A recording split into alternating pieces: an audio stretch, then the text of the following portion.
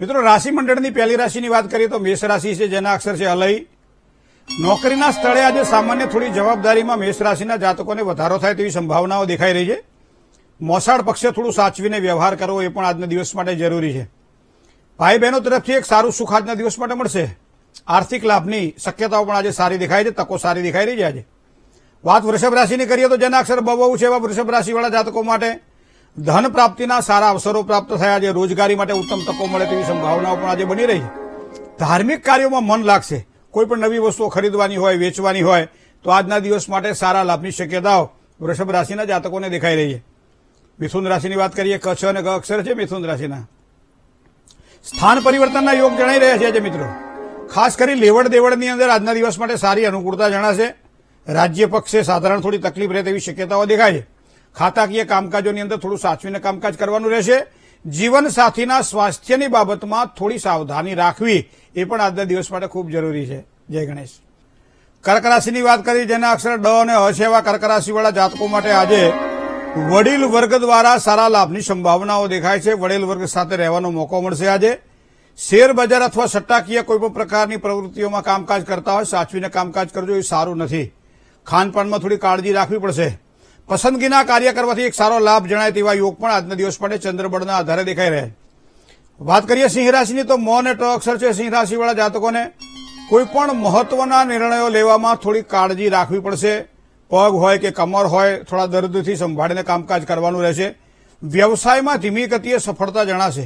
પ્રેમ સંબંધોમાં થોડી તકલીફ રહે તેવી શક્યતાઓ પણ દેખાય છે, તો એ પ્રમાણે થોડુંક સાચવીને કામકાજ કરજો.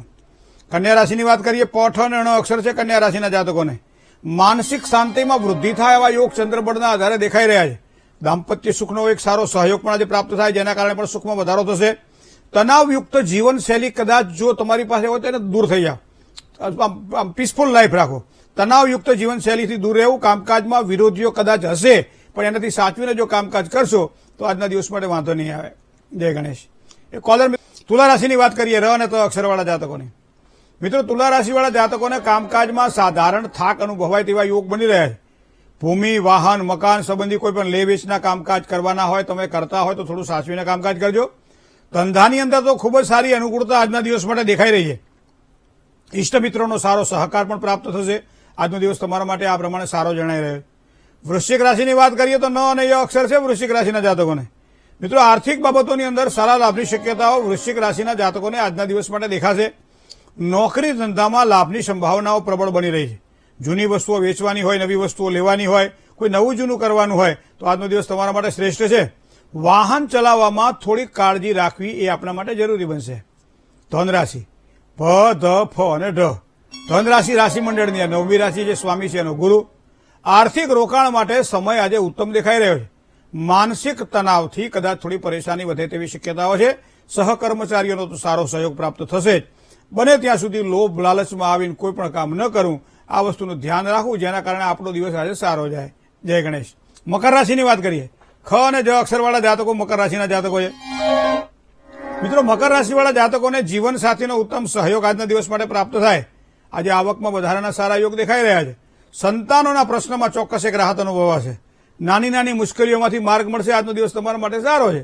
કુંભ રાશિ ગ અને સ જેના અક્ષર છે એવા કુંભ રાશિવાળા જાતકો માટે આર્થિક બાબતે ચડાવ ઉતાર આજના દિવસ માટે જોવા મળે તેવી શક્યતાઓ દેખાય છે. પ્રેમ સંબંધોમાં મન પ્રસન્ન રહેશે. સાથી મિત્રોનો સહયોગ કદાચ થોડો ઓછો મળે આવી શક્યતાઓ દેખાય છે, પણ લેવડ દેવડમાં સાવધાની રાખશો તો વધારે સારી સફળતા મળશે. છેલ્લી રાશિની વાત કરીએ તો મીન રાશિ દ, ચ, જ અને થ. મીન રાશિના જાતકોને ધંધાકીય બાબતોમાં આજના દિવસ માટે કદાચ થોડી ચિંતા રહે તેવી શક્યતાઓ દેખાઈ રહી છે. ધંધાને પરિવારને બને ત્યાં સુધી સાથે ન રાખો. આ વસ્તુ ખાસ ધ્યાનમાં રાખજો. યાત્રા પ્રવાસના યોગ પણ બની રહ્યા છે. પરિવારમાં સાધારણ અશાંતિનો પણ અનુભવ થાય આવા યોગ પણ દેખાઈ રહ્યા છે. પારિવારિક જીવનને સુખમય કેમ બનાવવું એ તો તમારે નક્કી કરવાનું છે. જય ગણેશ.